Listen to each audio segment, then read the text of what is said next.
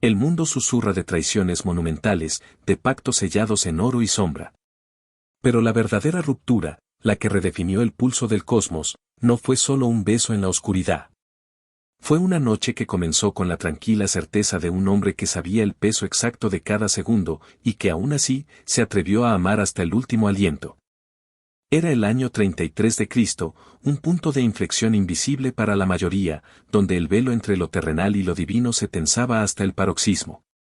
La ciudad era Jerusalén, una caldera de piedra y fe, hirviendo bajo el yugo romano y la expectativa mesiánica. No era un lugar para la calma, no en la semana de Pascua.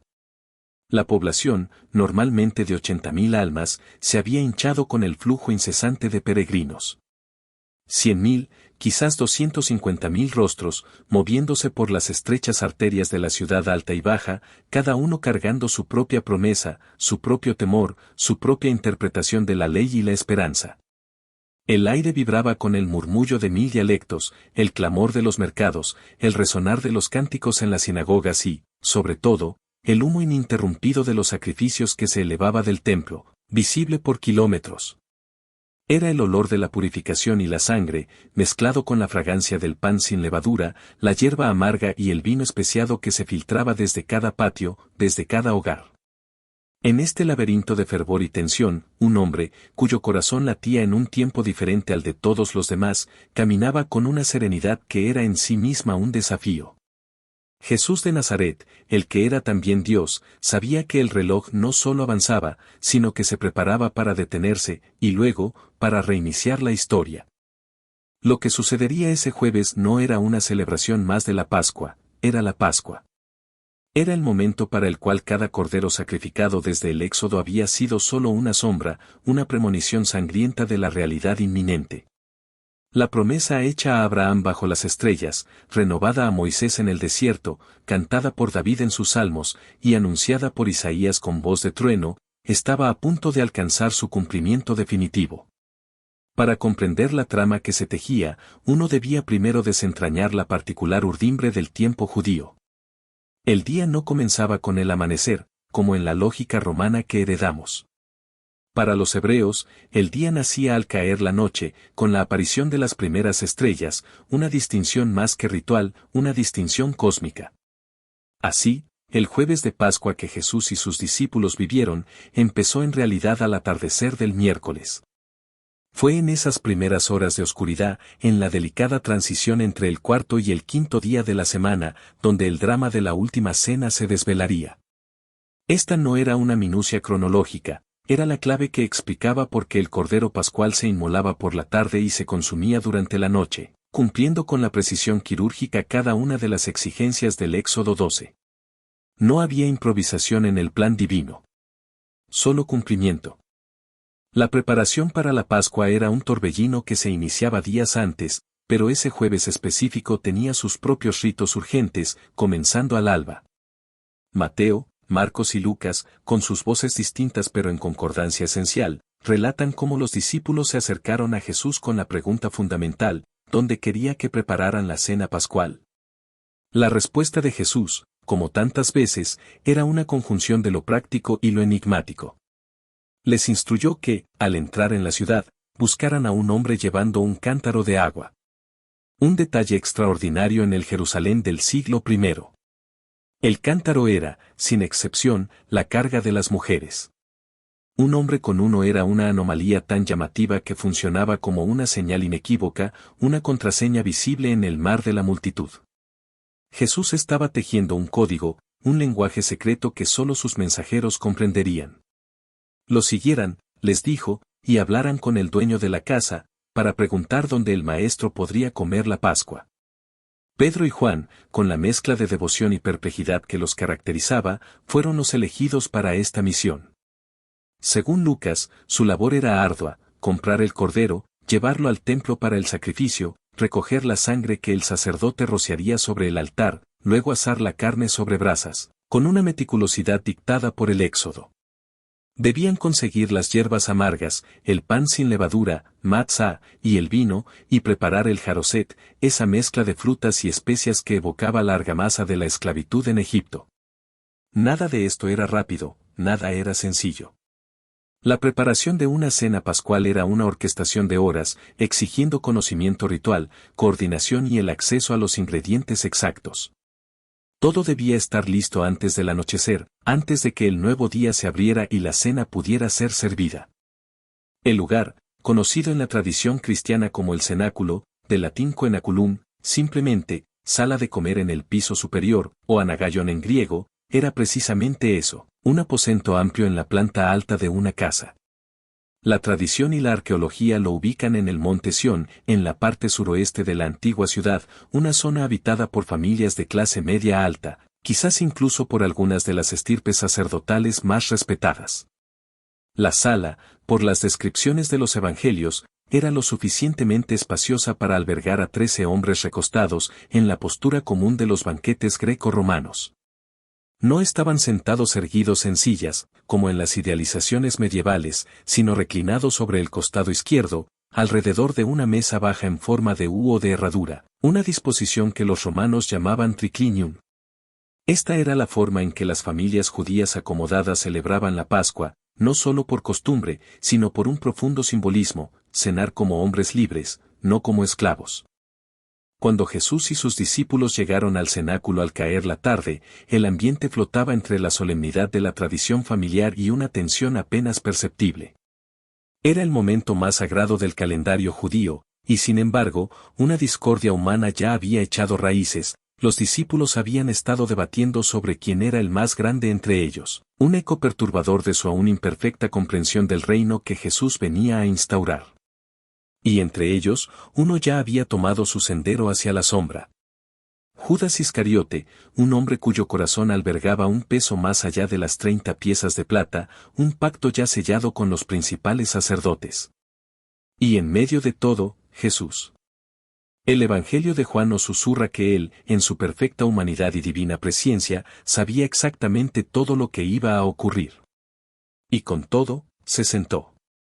Los miró, uno por uno, a los ojos que aún no veían la magnitud de lo que se desplegaría. Y la cena comenzó. Juan, con su genio teológico, introduce el primer acto de ese Jueves Santo con una escena que los otros evangelios omiten, un pasaje que ha resonado con fuerza sísmica a través de los siglos de la Iglesia. Antes de que el festín tomara su curso, Jesús, el Maestro, el Señor, el Hijo de Dios que sostenía los mundos con su palabra, se levantó. Se quitó el manto exterior, revelando la túnica de lino. Tomó una toalla de sirviente y la ciñó a su cintura. Luego, con una vasija de agua en sus manos, comenzó a lavar los pies de sus discípulos, secándolos con la toalla que los ceñía. El versículo que introduce este acto es una de las declaraciones teológicas más densas del Nuevo Testamento. Jesús, sabiendo que el Padre le había dado todas las cosas en las manos, y que había salido de Dios y a Dios iba, se levantó de la cena. Juan 13, 3-4. El evangelista no desea que el lector lo malinterprete, este no era el gesto de alguien que ignoraba su identidad, sino de alguien que la conocía en su plenitud, y precisamente por eso, se arrodillaba. La omnipotencia se doblaba. La gloria se vestía con la humildad de una toalla. El que era antes de todas las cosas, tomó los pies sucios, empolvados por los caminos de Galilea y Judea, y los lavó con sus propias manos. En la cultura de aquel tiempo, lavar los pies era la tarea más baja de la jerarquía doméstica, reservada para el esclavo de menor rango, tan humillante que la literatura rabínica de la época dictaminaba que ni siquiera un discípulo judío debía realizarla por su maestro. Y aquí estaba, el Hijo de Dios, ejecutando esa misma tarea para cada uno de ellos. Cuando llegó a Simón Pedro, la mente del pescador se reveló. Señor, ¿tú me lavas los pies a mí? Juan 13:6. La resistencia de Pedro no era arrogancia, sino la incapacidad radical de su mente de conciliar la majestad del Mesías con un acto de tan profunda humillación. Pero Jesús respondió con una de esas frases que, en su aparente simplicidad, ocultan abismos de significado: lo que yo hago, tú no lo comprendes ahora, pero lo entenderás después. Juan 13:7.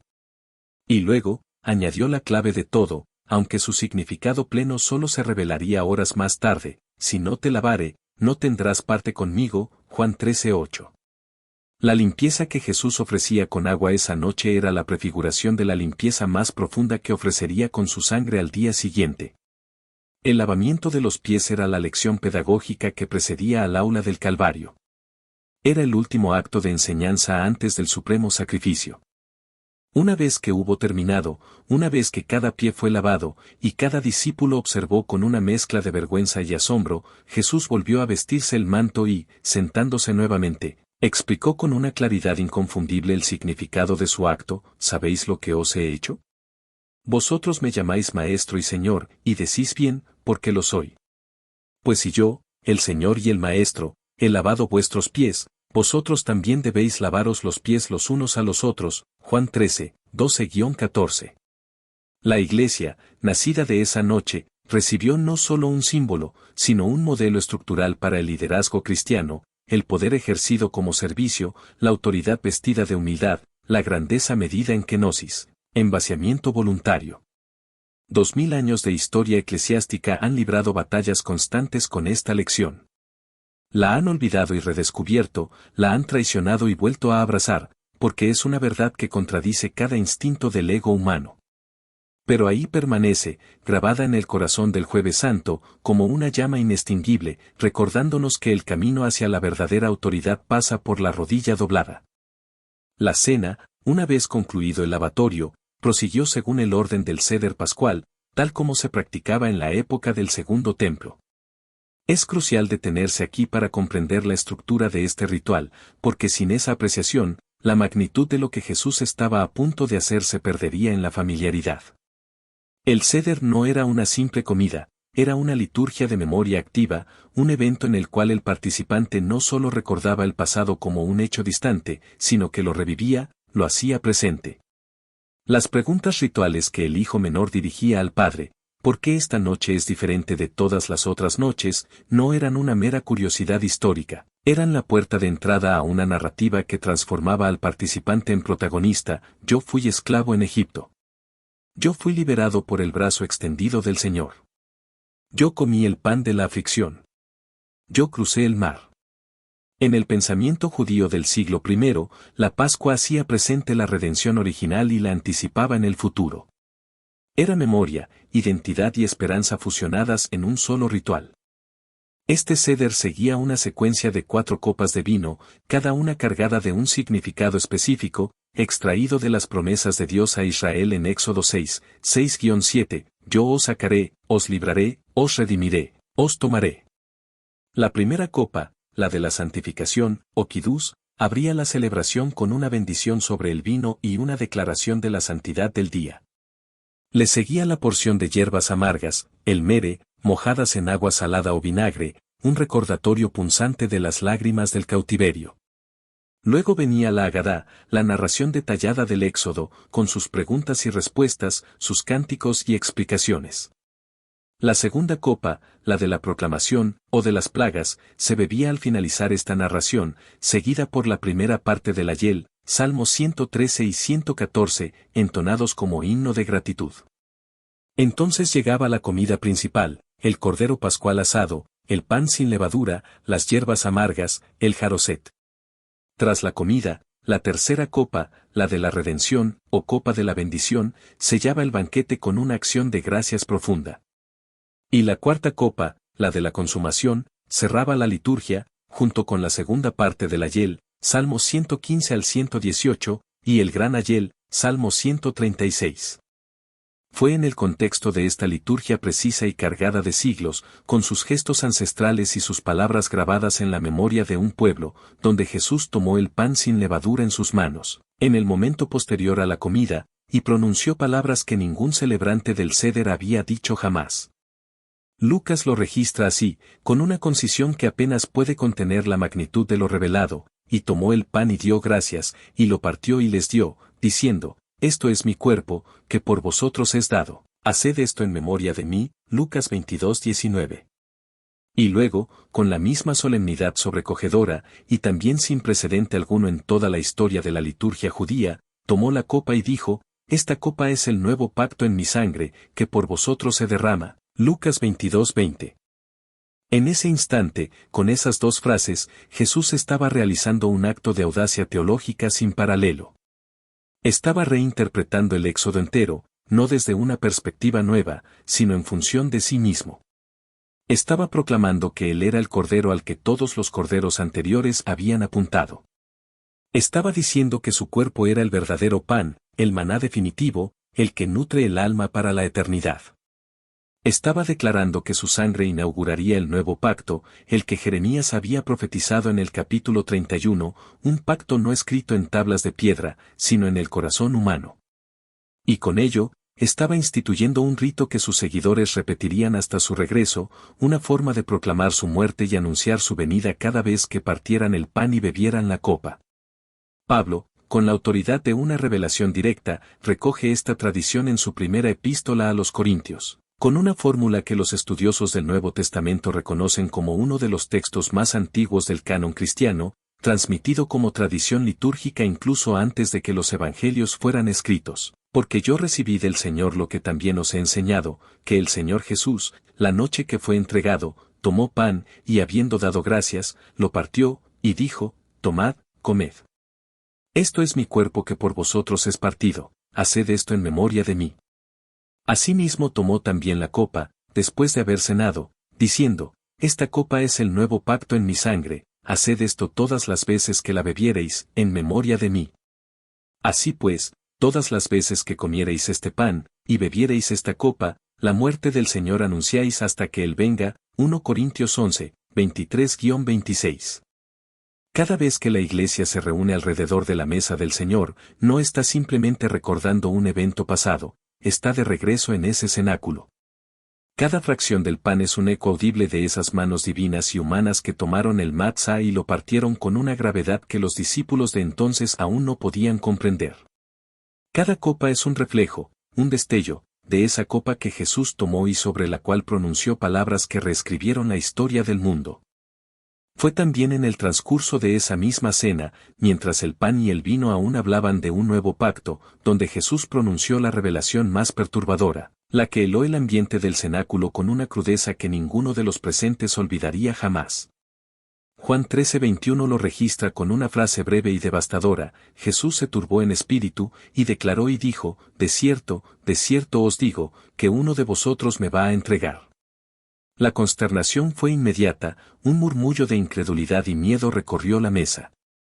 Los discípulos, cada uno sintiendo el aguijón de la sospecha, comenzaron a mirarse unos a otros, sin saber de quién hablaba el maestro. Pedro, siempre impulsivo, siempre en la vanguardia de la curiosidad, hizo señas a Juan, que estaba reclinado junto a Jesús en el lugar de honor, la cercanía física que la disposición triclínea hacía posible. Juan, con una intimidad que se permitía la audacia de la cercanía, se reclinó sobre el pecho de Jesús y preguntó en voz baja, casi un susurro al corazón, Señor, ¿quién es? Juan 13:25.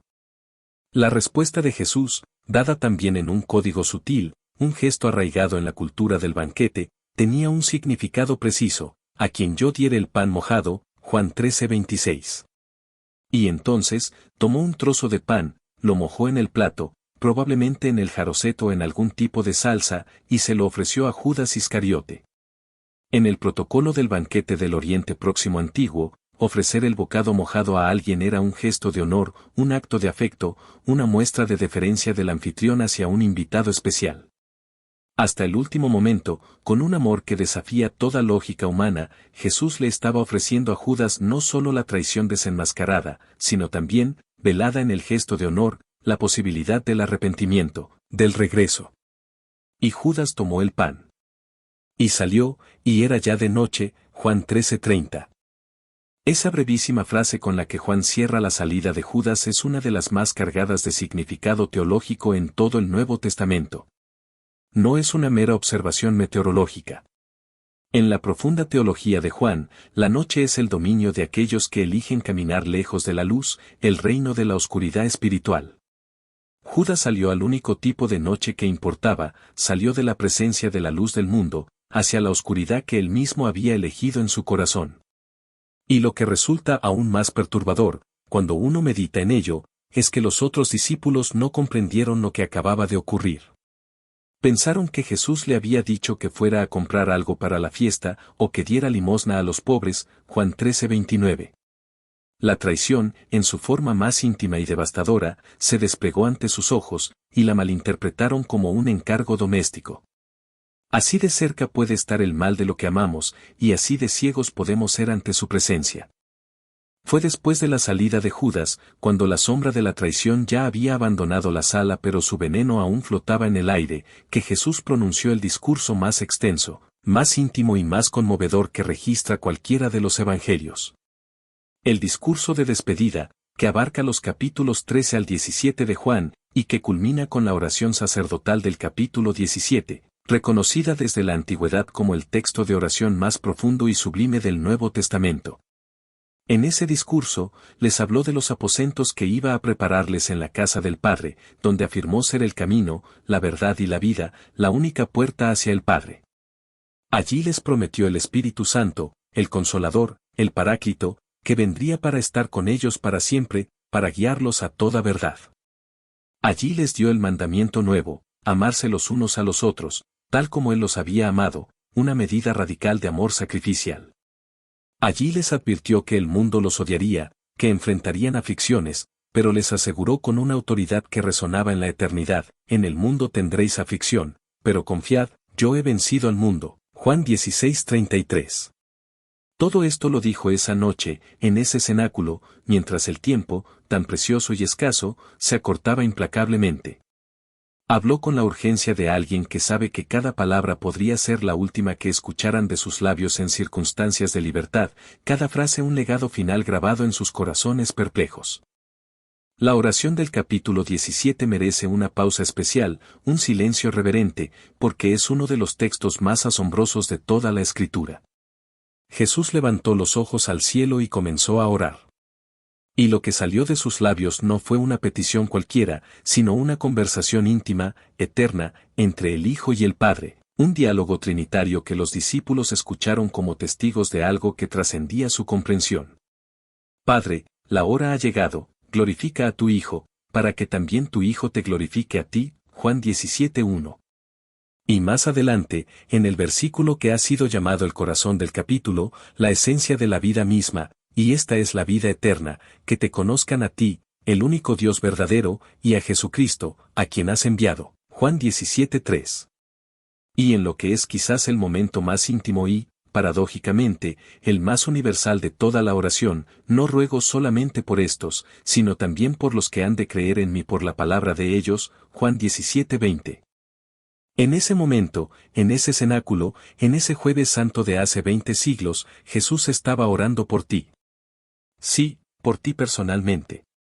No como una abstracción teológica, no como una categoría genérica, sino como la persona específica que eres, en el tiempo específico en que vives, con la fe específica que has depositado en él a través de la cadena ininterrumpida de testigos que comenzó esa noche. Quiero que te detengas aquí un momento y permitas que esta verdad se asiente en el lugar más honesto de tu corazón. Jesús, en su última noche de libertad, en las horas que precedían al sufrimiento más profundo que un ser humano puede imaginar, eligió invertir sus últimas energías en orar por los que aún no habían nacido, por los que creerían siglos después, por los que leerían sobre él en lenguas que aún no existían, en continentes que aún no habían sido descubiertos. Tú estabas en esa oración. Esa es la asombrosa y abarcadora extensión del amor que se sentó a la mesa en el cenáculo esa noche. Mientras el Señor oraba y enseñaba, la ciudad de Jerusalén continuaba su vida pascual a su alrededor, una sinfonía de rituales y rutinas que resonaban con un eco distante en el silencio reverente del cenáculo. En el patio exterior del templo, las antorchas iluminaban los últimos sacrificios del día, el olor de la sangre y el incienso subiendo al cielo.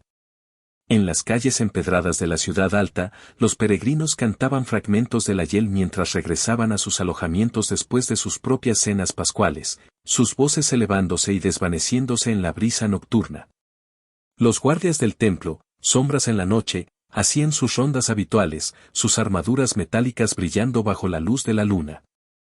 Los soldados romanos de la guarnición del pretorio, apostados en las murallas, observaban la ciudad con la tensa atención de quienes saben que las multitudes religiosas son impredecibles y volátiles. Y en un rincón de la ciudad, en algún lugar que los evangelios no nombran, pero que debía estar lo suficientemente cerca del templo para que las transacciones fueran rápidas y discretas. Judas Iscariote estaba inmerso en una conversación sombría con los emisarios de los principales sacerdotes, coordinando los últimos y fatídicos detalles de lo que ocurriría esa misma noche. La cena en el cenáculo, con toda su carga profética y su profunda intimidad, concluyó, tal como prescribía la liturgia pascual, con el ayel. Mateo y Marcos lo mencionan con una brevedad que apenas insinúa la magnitud de lo que estaban describiendo, y cuando hubieron cantado el himno, salieron al monte de los olivos, Mateo 26:30. El himno, casi con certeza, era la segunda parte del ayel, los Salmos 115 al 118. Imagina por un momento el sonido de ese canto en el cenáculo. 13 voces, algunas ya quebradas por la emoción, otras aún perplejas, elevando en arameo las palabras del Salmo 118, incluyendo este versículo que debió haber resonado con una intensidad especial en ese momento: la piedra que desecharon los edificadores ha venido a ser cabeza del ángulo, Salmo 118:22. Y luego este otro: este es el día que hizo el Señor, nos gozaremos y alegraremos en él, Salmo 118:24. Jesús cantó ese salmo. Lo cantó sabiendo que al día siguiente él sería esa piedra rechazada.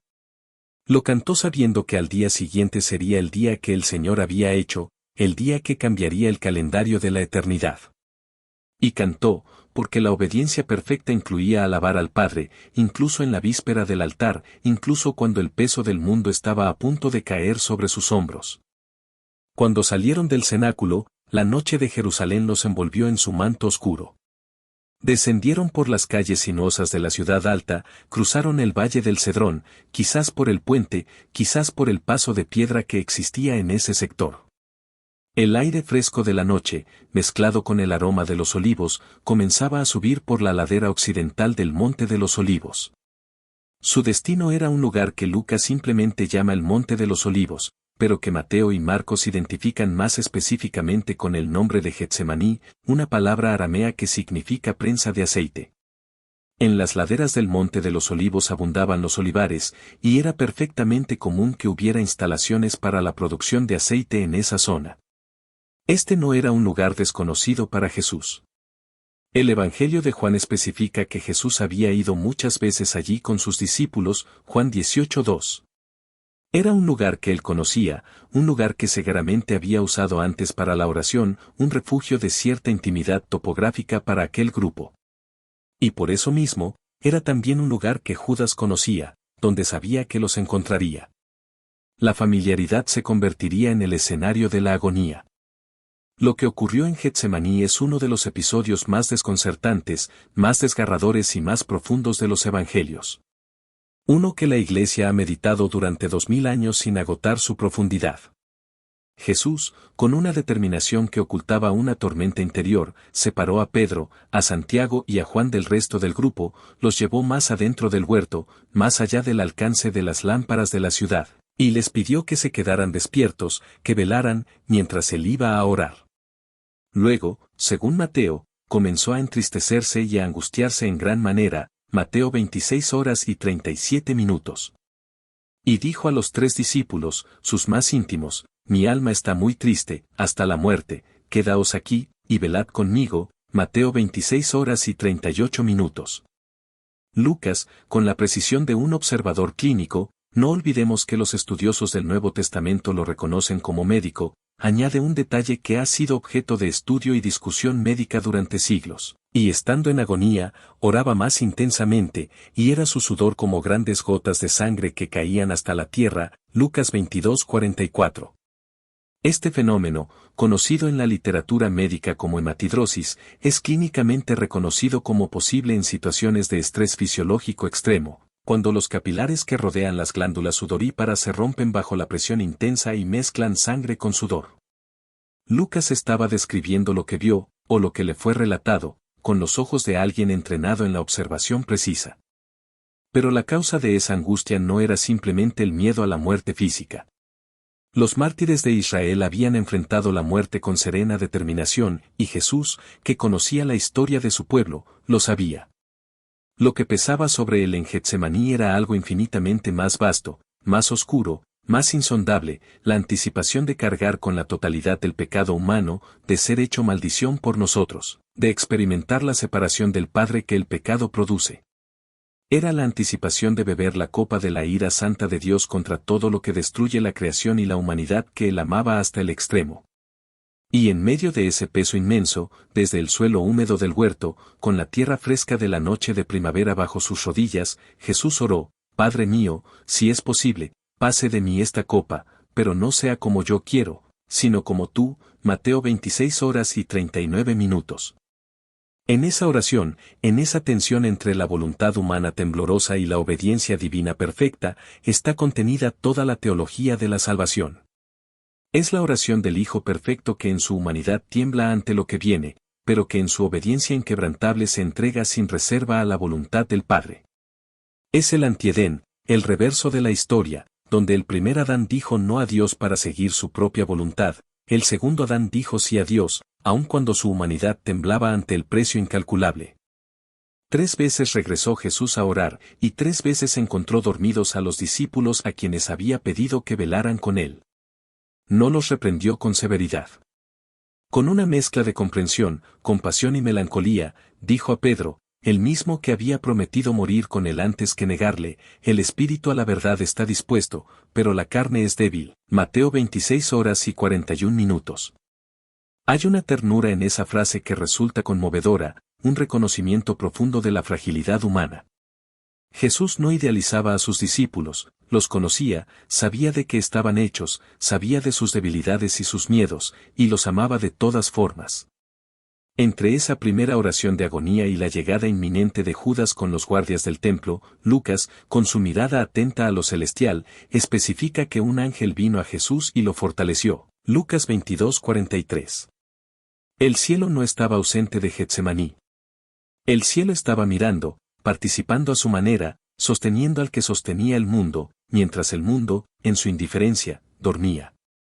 La llegada de Judas al huerto puso un fin abrupto a la noche de oración y agonía.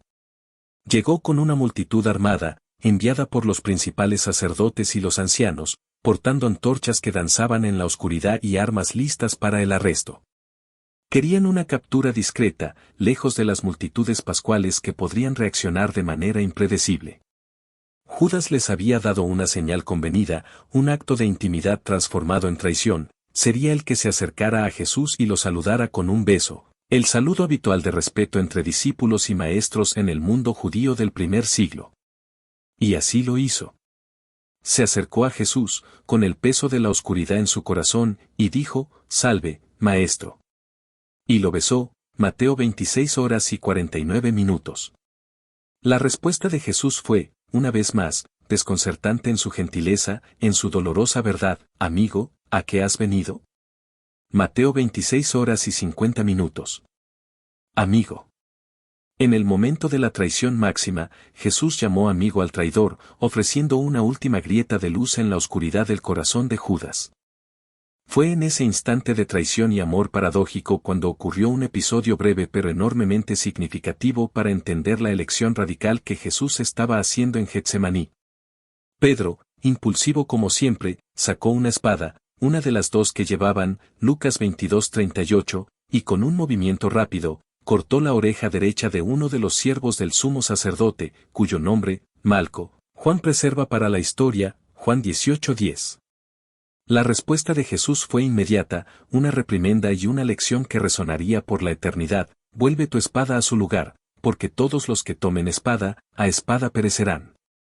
¿Acaso piensas que no puedo ahora orar a mi Padre, y que Él no me daría más de 12 legiones de ángeles? Mateo 26:52-53.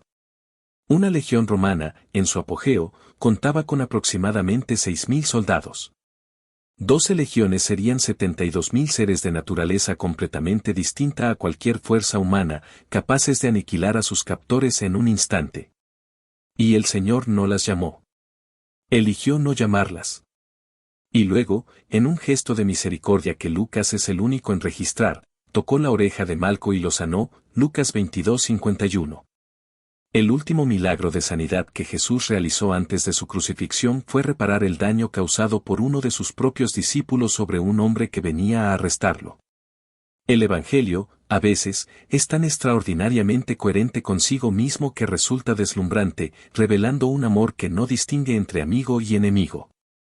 Los discípulos, aterrados, huyeron. Marcos, con un toque casi autobiográfico, preserva un detalle críptico, la mención de un joven que le seguía, cubierto solo con una sábana de lino. Y le prendieron, mas él, dejando la sábana, huyó desnudo. Marcos 14, 51-52. Quienquiera que fuera ese joven, lo que importa es lo que representa, el abandono final.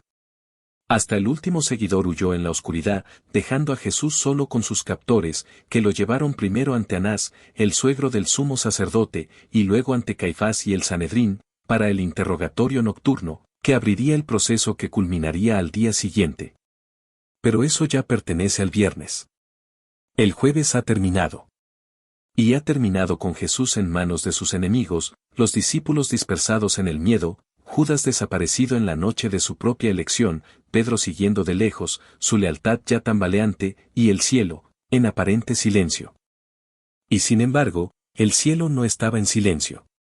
Cada detalle de lo que había ocurrido en ese jueves cumplía con una precisión que no puede ser accidental las palabras de los profetas, tejidas a través de los siglos. El Salmo 41, 9, escrito más de 1000 años antes, decía: aun el hombre de mi paz, en quien yo confiaba, el que de mi pan comía, alzó contra mí el calcañar. El profeta Zacarías había dicho en el capítulo 11 de su libro que el buen pastor sería valorado en 30 piezas de plata, el precio de un esclavo. Jeremías había anunciado en el capítulo 31 que vendría el día de un nuevo pacto, diferente al que Dios hizo con Israel cuando lo sacó de Egipto, un pacto inscrito no en piedra, sino en el corazón humano. E Isaías, en el capítulo 53, había descrito con siglos de anticipación a un siervo que fue herido por nuestras rebeliones, molido por nuestros pecados.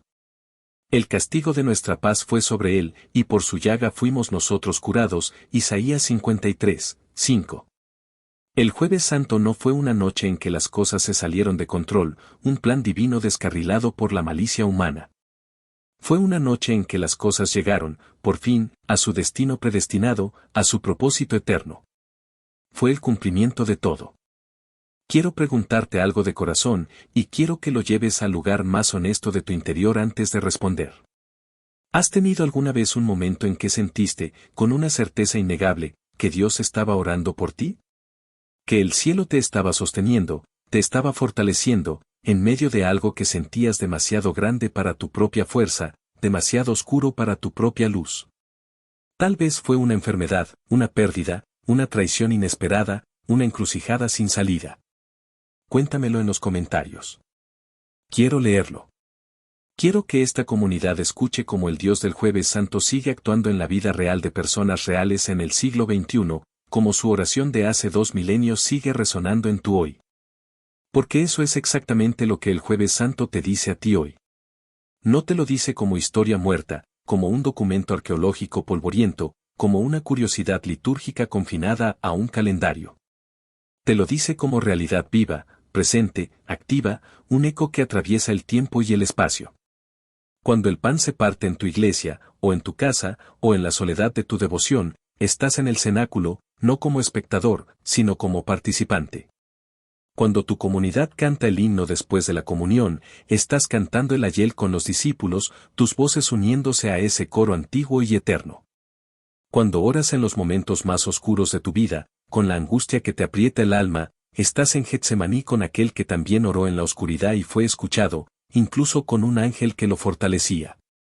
Cuando sientes que has sido traicionado por alguien en quien confiabas, estás junto al que llamó amigo al traidor y sanó al heridor antes de ser arrestado. El Jueves Santo no es un evento que se conmemora una vez al año en Semana Santa. Es el fundamento sobre el cual cada día de tu vida cristiana está construido, un cimiento que sostiene la fe en cada instante. La teología cristiana ha reflexionado durante 2 milenios sobre el significado de la institución de la Cena del Señor en ese cenáculo, y su profundidad no se agota. Lo que Jesús hizo esa noche al tomar el pan y la copa fue mucho más que crear un ritual. Fue revelar el corazón mismo de Dios hacia la humanidad, de una manera que ningún sacrificio anterior había podido hacer con tanta claridad, con tanta intimidad.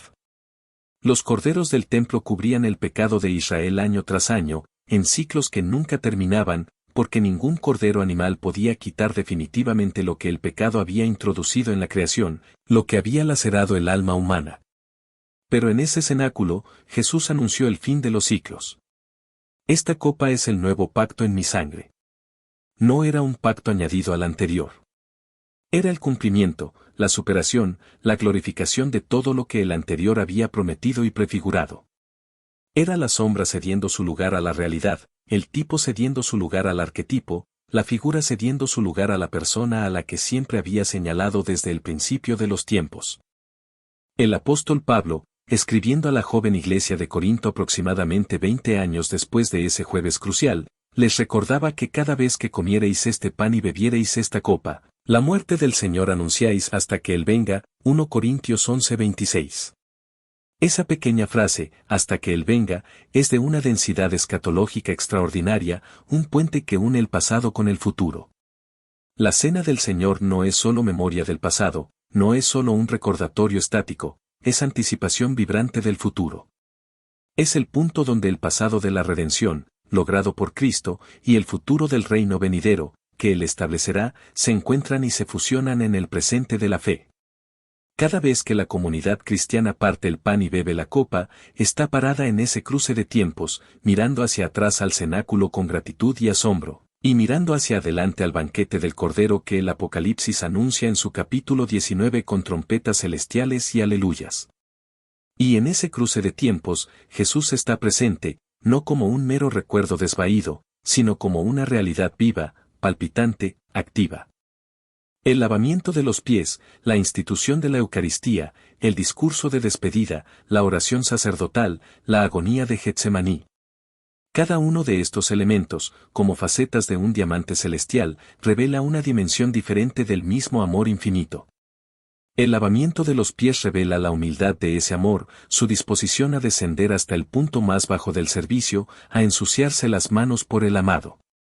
La institución de la cena revela la entrega de ese amor, su disposición a darse a sí mismo, cuerpo y sangre, como sustento para la vida eterna, un alimento que nutre el alma.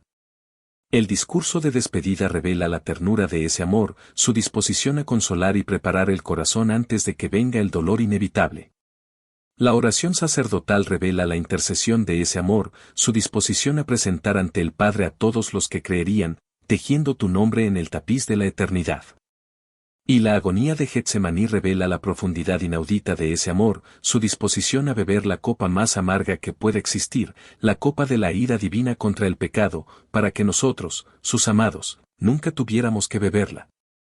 A lo largo de los siglos, millones de creyentes, en cada rincón del mundo, han celebrado el Jueves Santo con ayuno, con vigilia, con la solemne celebración de la Eucaristía, con el lavamiento de los pies en las comunidades que practican ese rito conmovedor. En cada generación, la Iglesia ha vuelto a este día con la convicción inquebrantable de que algo ocurrió en ese cenáculo y en ese huerto que trasciende el tiempo y las culturas, algo que sigue siendo el centro palpitante de la fe cristiana. Las majestuosas catedrales góticas se construyeron como templos para la memoria de ese jueves. Los grandes maestros de la pintura, con sus pinceles y sus óleos, intentaron capturar en lienzo la luz y la sombra de lo que ocurrió en ese aposento alto.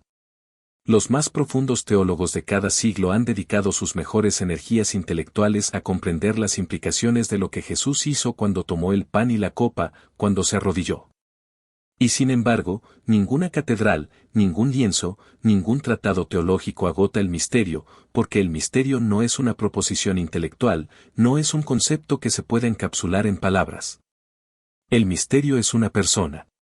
Es Jesús mismo, que esa noche se inclinó, lavó, partió, derramó, oró y sufrió por amor.